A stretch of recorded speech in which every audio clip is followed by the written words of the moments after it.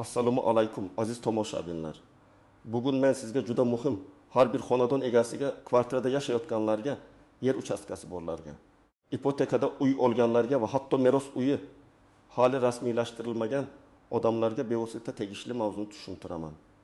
Ijtimoiy tarmoqlarda yangi qonun chiqdi, uyingizni tortib olishadi degan vahimali gaplar tarqayapti. Men bugun shu masalani hissiyot bilan emas, qonuniy tartib, real hayotdagi xavflar va siz hozirdan qilishingiz kerak bo'lgan amaliy qadamlar asosida tushuntiraman. Bu ma'lumotni oxirigacha ko'rmasangiz, oddiy bir xato sabab uy-joyingiz bo'yicha katta muammoga duch kelishingiz mumkin. Kanalga hoziroq obuna bo'ling, videoga like bosing, chunki men bu kanalda odamlar tushunadigan tilda mulk, huquq, qarz, kadastr va sud masalalarini ochiq tushuntirib boraman. Eng avvalo bitta narsani aniq aytib qo'yaman. Hech kim sizning qonuniy rasmiylashtirilgan uyingizni shunchaki kelib menga yo'qdi deb tortib olib keta olmaydi. Mulk huquqi qonun bilan himoyalangan. Lekin shu bilan birga uy-joyni yo'qotishga olib keladigan holatlar bor. Odamlar ko'pincha uy mening nomimda, bu yerda 20 yildan beri yashayman, hamma biladi bu uy meniki deb o'ylaydi. Ammo hujjatlar joyida bo'lmasa, qarz bo'lsa, ipoteka shartlari buzilgan bo'lsa, uy noqonuniy qurilgan bo'lsa yoki davlat ehtiyoji uchun olib qo'yish jarayoni boshlangan bo'lsa, vaziyat juda jiddiylashadi. Avval qanday edi? Avval ham mulkni olib qo'yish faqat qonuniy asoslarda amalga oshirilardi. Masalan, sud qarori bo'lsa, ijro hujjati bo'lsa, ipoteka bo'yicha bank talabi bo'lsa yoki yer uchastkasi davlat va jamoat ehtiyojlari uchun olinayotgan bo'lsa. Lekin amaliyotda ko'p odamlar hujjatlarni tekshirmasdi, kadastrga e'tibor bermasdi, qarzlarni keyin to'layman deb yurardi. Ko'chmas mulk bo'yicha bitimlar ham ba'zan og'zaki kelishuv bilan, ishonchnoma bilan, notariusdan to'liq o'tmasdan qilinardi. Hozir nima o'zgardi? Eng katta o'zgarish shundaki, davlat organlari, kadastr tizimi, banklar, sud ijrochilari va kommunal xizmatlar bazalari tobora raqamlashtirilmoqda. Ya'ni ilgari ko'rinmayotgan muammo bugun elektron tizimda ko'rinadi. Yerning hujjati yo'qmi? Qurilish ruxsatsizmi? Ipoteka to'lovi kechikyaptimi? Mulkka taqiq qo'yilganmi? Soliq yoki ijro qarzi bormi? Bularni aniqlash osonlashdi. Demak, xavf shundaki, avval bilinmay turardi degan muammolar endi tezroq yuzaga chiqadi. Shuning uchun qonun chiqdi. Hammaning uyini tortib olishadi degan gap noto'g'ri. Lekin hujjatingizda muammo bo'lsa, qarzingiz bo'lsa, noqonuniy qurilish bo'lsa yoki mulk huquqingiz rasmiy bo'lmasa, jiddiy xavf bor degan gap to'g'ri. Men birinchi navbatda uy-joy egalarini ikki guruhga ajratib tushuntiraman. Birinchi guruh xavotir olishi kerak bo'lganlar. Ikkinchi guruh hujjatlari joyida bo'lsa, vahimaga tushmasligi kerak bo'lganlar. Agar sizning uyingiz yoki kvartirangiz kadastrdan o'tgan bo'lsa, oldi-sotdi shartnomasi notarius orqali rasmiylashtirilgan bo'lsa, mulk huquqi davlat ro'yxatidan o'tgan bo'lsa, yer uchastkasi qonuniy ajratilgan bo'lsa, ipoteka bo'yicha to'lovlaringiz vaqtida bo'lsa, katta ijro qarzingiz bo'lmasa, siz har kuni uyimni olib qo'yishadi deb qo'rqib yashamasligingiz kerak. Qonuniy mulk himoya qilinadi.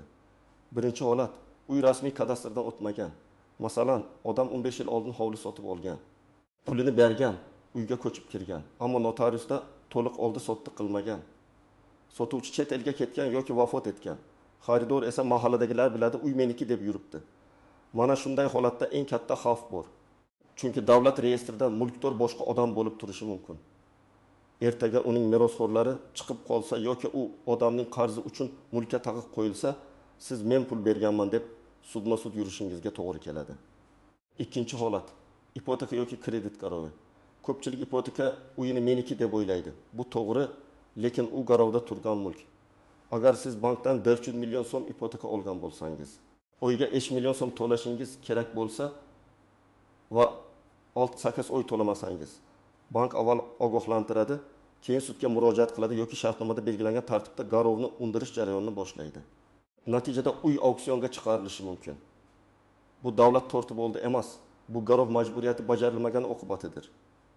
Misol keltiraman. Bir oila 6 million so'mlik kvartira oldi. Boshlang'ich to'lov 1,5 million. Qolgan tirdusi 2 million ipoteka. Dastlab 2 yil yaxshi to'lashdi, keyin daromad kamaydi. 9 oy davomida to'lov qilmadi. Qarzdorlik foiz va penya bilan 6 million so'mga yaqinlashdi. Bank bir necha marta ogohlantirdi. Oila baribir bitta uyimiz olib qo'ya olmaydi deb o'yladi.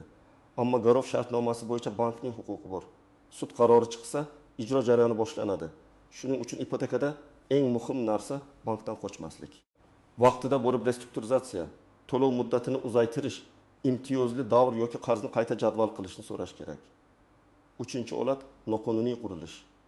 Masalan, sizga 6 sotik yer ajratilgan, lekin siz qo'shimcha 2 sotik qo'shnining yoki davlat zaxirasidagi yerga chiqib ketib devor qurgansiz. Yoki ko'p qavatli uyda birinchi qavatda yashaysiz, balkon oldini yopib do'koncha qilgansiz. Yoki tom qismiga ruxsatsiz xona qurib olgansiz. Bunday holatda muammo faqat jarima bilan tugamasligi mumkin. Noqonuniy qurilgan qismni buzdirish talabi qo'yilishi mumkin.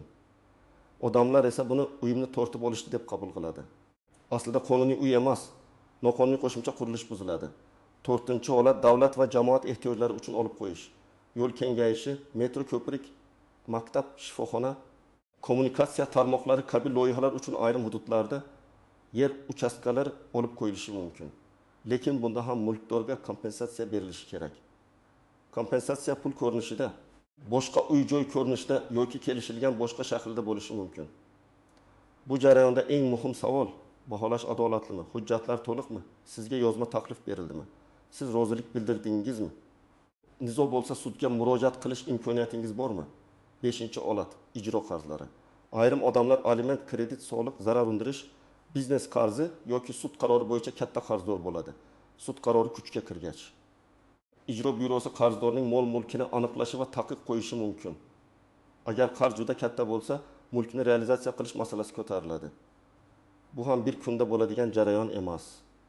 Lekin qarzdor menda hech narsa qilib solmaydi deb yuraversa, vaziyat og'irlashadi. Endi kimlar ko'p xavotir olmasligi kerak? Agar sizda kadastr hujjatlari bor, mulk huquqi sizning nomingizda.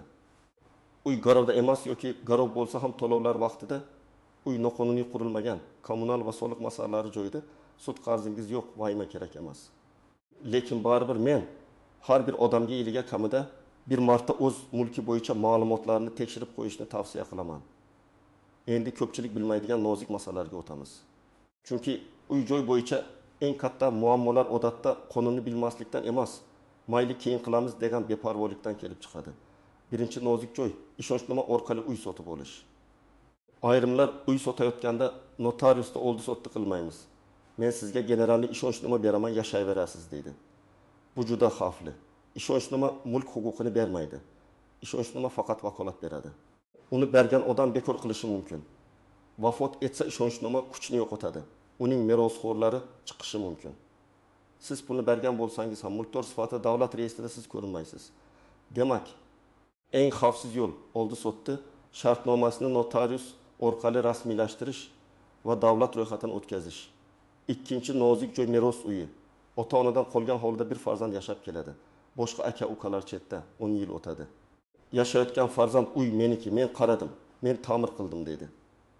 Lekin meros rasmiylashtirilmagan bo'lsa, barcha merosxo'rlarning huquqi bo'lishi mumkin. Ertaga ulardan biri ulush talab qiladi. Uy sotilishiga yoki bo'linishiga sabab bo'ladigan nizo chiqadi. Shuning uchun meros masalasini vaqtida notarius orqali hal qilish kerak. Oilamizda muammo bo'lmaydi degan gap hujjat o'rnini bosmaydi. Uchinchi nozik joy nikoh davrida olingan uy.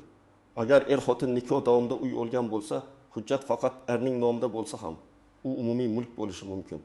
Ajrim paytida yoki qarz masalasida bu juda muhim. Ba'zan odam uyini sotmoqchi bo'ladi, lekin turmush o'rtog'ining roziligi kerak bo'ladi. Yoki aksincha bir tomon yashirincha sotishga urinsa, keyin nizo kelib chiqadi. Shu sabab oilaviy mulkda ham barcha roziliklar qonuniy rasmiylashtirilishi zarur. 4-nozik joy uyga taqiq qo'yilganini bilmaslik. Siz kvartira sotib olmoqchisiz. Narxi bozordan arzon, sotuvchi shoshilyapti. Pulni bugun bering, ertaga rasmiylashtiramiz dedi. Siz esa tekshirmasdan avans berasiz. Keyin ma'lum bo'ladiki, uyga sud taqiq qo'yilgan. Bank garovi bor yoki meros nizosi ketayapti. Bunday vaziyatda pulingizni qaytarish uchun o'zingiz sudga yugurasiz. Shuning uchun har qanday uy sotib olishdan oldin kadastr ma'lumotlari, taqiq va garov bor yo'qligi, kommunal qarzlar, mulkdorning shaxsi va oilaviy holat tekshirilishi shart. 5-nozik joy. Kompensatsiya masalasida shoshilib imzo qo'yish. Agar siz yashayotgan hududda buzilish yoki davlat ehtiyoji uchun olib qo'yish haqida gap bo'lsa, sizga kelishuv hujjatlari berilishi mumkin. Ba'zan odamlar tushunmay imzo qo'yib yuboradi. keyin esa men rozi emas edim deydi. Hujjatda kompensatsiya miqdoriga roziman, davom yo'q degan jumlalar bo'lsa, keyin bahslash qiyinlashadi. Shuning uchun bunday hujjatni imzolashdan oldin baholovchi xulosasi, taklif qilingan uy yoki pul miqdori, ko'chish xarajatlari, vaqtinchalik ijara masalasi, yangi joyning kadastri va yashash sharoitlarini tekshirish kerak. 6-nozik joy, kommunal qarz uy tortib olinishiga sabab bo'ladimi? Oddiy kommunal qarz uchun darhol uy tortib olinadi deyish noto'g'ri. Lekin qarz sudga chiqsa, sud qarori bo'lsa, ijro jarayoni boshlansa, qarzdorning hisob raqamlari, avtomobili yoki boshqa mol-mulkiga cho'ri ko'rilishi mumkin. Agar qarzlar yillar davomida yig'ilib, boshqa ijro qarzlari bilan qo'shilib ketgan bo'lsa, vaziyat jiddiylashadi. Shuning uchun kommunal to'lovlarni ham mayda narsa deb e'tiborsiz qoldirmaslik kerak. 7-nozik joy, yer boshqa, uy boshqa hujjatda bo'lishi. Ayrim eski hovlilarda yer ajratish hujjati bir odam nomida, uy-joy hujjati boshqa odam nomida, amalda esa 3-odam yashaydi. Bu juda chalkash meros, ipoteka yoki rekonstruksiya paytida muammo chiqadi. Hamma narsa bir tizimda aniq mulkdor nomida bo'lishi kerak. Endi eng muhim qismga keldik. Men sizga aniq qadamlarni aytaman. Agar siz ushbu qadamlarni bajarsangiz, uy-joyingiz bo'yicha xavflarni ancha kamaytirasiz. Birinchi qadam, kadastr hujjatlaringizni tekshiring. Uy, kvartira yoki yer uchastkasi sizning nomingizdami? Manzil to'g'rimi? Maydon to'g'rimi? Uy rejasi amaldagi holatga mosmi? Bularni aniqlang. Buning uchun davlat xizmatlari markaziga murojaat qilishingiz yoki tegishli elektron xizmatlar orqali ko'chmas mulk bo'yicha ma'lumotnoma olishingiz mumkin. Agar kadastr pasporti eski bo'lsa, rekonstruksiya qilingan bo'lsa, qo'shimcha qurilish qilingan bo'lsa, mutaxassis bilan maslahatlashib qonuniylashtirish imkoniyatini o'rganing. Ikkinchi qadam, mulkka taqiq, garov yoki nizo bor yo'qligini tekshiring. Ayniqsa uy sotib olayotgan bo'lsangiz, bu majburiy. Sotuvchining hammasi joyida degan gapi yetarli emas. Notarius orqali rasmiy tekshiruv bo'ladi. Lekin siz oldindan ham ma'lumot so'rashingiz kerak. Agar uy garovda bo'lsa, bank roziligisiz sotish mumkin emas. Agar taqiq bo'lsa, bitim to'xtaydi. Agar sud nizosi bo'lsa, juda ehtiyot bo'ling. 3-qadam, qarzlaringizni tartibga soling. Ipoteka, kredit, aliment, soliq yoki sud qarzi bo'lsa, yashirinib yurmang. Bankka boring, ijrochi bilan gaplashing. To'lov jadvalini so'rang, ariza yozing. Masalan, bankka shunday mazmunda murojaat qilish mumkin. Daromadim vaqtincha kamaygani sababli kredit to'lovlarini belgilangan muddatda to'lashda qiyinchilik yuzaga keldi. Qarzdorlikni bartaraf etish maqsadida to'lov jadvalini qayta ko'rib chiqishingizni, muddatni uzaytirishingizni yoki imtiyozli davr berishingizni so'rayman. Muhimi, murojaat yozma bo'lsin va sizda nusxasi qolsin. 4-qadam. Meros masalasini kechiktirmang. Agar ota-onadan qolgan uyi bo'lsa, notariusga boring. Meros ochilganmi? Merosxo'rlar kimlar? Ulushlar qanday? Voz kechish yoki kelishuv hujjatlari bormi? Hammasini aniqlang. Og'zaki kelishuvga ishonib yurish keyinchalik katta sud nizosiga olib keladi. Ayniqsa uyga ta'mir qilayotgan bo'lsangiz, katta pul sarflashdan oldin huquqingizni rasmiylashtiring. 5-qadam, noqonuniy qurilishlarni tekshirtiring. Agar hovlingizda qo'shimcha xona, ombor, do'kon, 2-qavat, qo'shni o'tga chiqqan devor bo'lsa, hech kim bilmaydi deb o'ylamang. Kadastr, arxitektura yoki tegishli mutaxassisdan maslahat oling. Qaysi qismini qonuniylashtirish mumkin? Qaysi qismi xavfli, qaysi hujjat kerak oldindan biling. Ba'zan kichik bir ruxsatnoma yoki loyiha hujjati katta muammoning oldini oladi. 6-qadam. Buzilish yoki davlat ehtiyoji bo'yicha xabar kelsa, hujjatlarni yig'ing. Sizda kadastr pasporti, mulk huquqi hujjati, pasport nusxasi, uyda yashovchilar haqida ma'lumot, kommunal to'lovlar, ta'mir xarajatlarini tasdiqlovchi cheklar. Mustaqil baholovchi xulosasi bo'lishi kerak. Agar sizga kompensatsiya taklif qilinsa, darhol imzo qo'ymang. Taklifni yozma oling. Men taklifni o'rganib chiqish uchun muddat so'rayman deb yozma murojaat qiling. Kerak bo'lsa, yurist yoki advokat bilan maslahat qiling. 7-qadam, uy sotib olayotganda faqat toza bitim qiling. Pulni qo'lga berib, tilxat bilan cheklanib qolmang. Oldi sotdi notariusda bo'lsin. To'lov bank orqali yoki tasdiqlanadigan shaklda amalga oshsin. Uyda ro'yxatda turgan shaxslar bormi? Voyaga yetmagan bolalar huquqi bormi? Turmush o'rtog'i roziligi kerakmi? Merosxo'rlar da'vo qilmaydimi? Bularni tekshiring. Arzon uy har doim ham foyda emas. Ba'zan arzon narxning orqasida katta huquqiy muammo turadi. 8-qadam, barcha ogohlantirish va xatlarni e'tiborsiz qoldirmang. suddan xat kelsa, ijrodan xabar kelsa, bankdan ogohlantirish kelsa. Mahalladan yoki hokimiyatdan bildirishnoma kelsa, ko'rmagandek bo'lmang. Ko'p odamlar aynan shu yerda xato qiladi. Xatga javob bermaydi, sudga bormaydi, keyin qaror sirtdan chiqadi. Siz ishtirok etmagan sud ham qaror chiqarishi mumkin. Shuning uchun har bir xatga munosabat bildiring. 9-qadam, hujjatlarni alohida papkada saqlang. Mulk huquq hujjati, kadastr pasporti, oldi sotish shartnomasi, meros hujjatlari, ipoteka shartnomasi, bank to'lov kvitansiyalari, ta'mir cheklari, baholash hujjatlari, sud qarorlari, ijro hujjatlari hammasi tartibli turishi kerak. Hujjat yo'qolsa nusxa olish mumkin, lekin favqulodda vaziyatda vaqt yo'qoldidan tartibga keltiring. 10-qadam. Agar nizo boshlangan bo'lsa, dalil to'plang. Telefon orqali gaplashib qo'yish yetarli emas. Arizalarni yozma topshiring. Qabul qilingan sanasi va raqamini oling. Suratga oling, video qiling, guvohlar ma'lumotini saqlang. Agar uy baholanayotgan bo'lsa, mustaqil baholovchi chaqiring. Agar noqonuniy bosim bo'lsa, prokuratura, sud yoki yuqori turuvchi organga yozma murojaat qiling. Mening boshqa uyim yo'q, bitta uyim bor. Demak, hech kim tegolmaydi deb o'ylashadi. Bu masalada ehtiyot bo'lish kerak. Qonunchilikda ayrim holatlarda yagona turar joy bo'yicha himoya mexanizmlari bo'lishi mumkin. Lekin bu hamma vaziyatda mutlaq qalqon degani emas. Masalan, uy ipoteka garovida bo'lsa, siz aynan shu uyni garov sifatida qo'ygan bo'lasiz. Katta qarz, sud qarori, garov majburiyati, noqonuniy qurilish yoki davlat ehtiyoji kabi holatlarda alohida tartiblar ishlaydi. Shuning uchun bitta uyim. Menga hech narsa bo'lmaydi degan fikr xavfli. Yana bir misol, tadbirkor kredit oladi va hovlisini garovga qo'yadi. Biznes yurishmaydi, kredit qaytmaydi.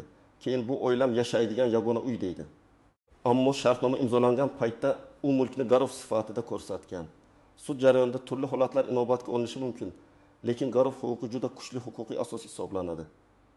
Demak, garovga imzo qo'yishdan oldin 1000 marta o'ylash kerak. Yana bir misol. Hovli qonuniy, lekin uning oldiga ruxsatsiz savdo do'koni qurilgan. Tekshiruv keladi va noqonuniy qismni buzish haqida talab qo'yadi. Odam uyimni buzishyapti deydi. Aslida qonuniy uyga emas, ruxsatsiz qurilgan qismga da'vo bo'layotgan bo'lishi mumkin. Shuning uchun hujjatlarda aynan qaysi bino, qaysi maydon, qaysi qism ko'rsatilganini diqqat bilan o'qing. Azizlar, bugungi mavzuda eng asosiy fikr shuki. Qonuniy rasmiylashtirilgan qarz va nizo yo'q, hujjatlari joyida bo'lgan uy-joyni hech kim shunchaki tortib olib qo'ya olmaydi. Lekin hujjatsiz uy, ipoteka qarzi, garov, ijro qarzi, meros nizosi. Noqonuniy qurilish va davlat ehtiyoji bo'yicha jarayonlar real xavf tug'diradi. Vahimaga tushish kerak emas, lekin beparvo bo'lish ham mumkin emas. Men sizga maslahat beraman. Bugun hujjatlaringizni tekshiring, kadastrni ko'ring. Qarzlaringizni aniqlang. Notarius va davlat xizmatlari markazi orqali rasmiy ma'lumot oling. Agar muammo bo'lsa, uni yashirmang, hozirdan hal qilishni boshlang. Chunki uy-joy masalasida vaqtida qilingan bitta ariza, bitta tekshiruv, bitta maslahat keyinchalik millionlab so'mlik zarar va yillab davom etadigan sudlarning oldini oladi. Sizning uyingiz bo'yicha qanday holat bor? Kadastr hujjatingiz joyidami, ipotekangiz bormi? Meros yoki buzilish masalasi bilan duch kelganmisiz? Fikringizni izohlarda yozib qoldiring. Video foydali bo'lgan bo'lsa, albatta like bosing, yaqinlaringizga yuboring va kanalga obuna bo'ling. Men esa keyingi videolarda uy-joy, kadastr, kredit va sud masalalarini yana ham sodda va aniq qilib tushuntirishda davom etaman.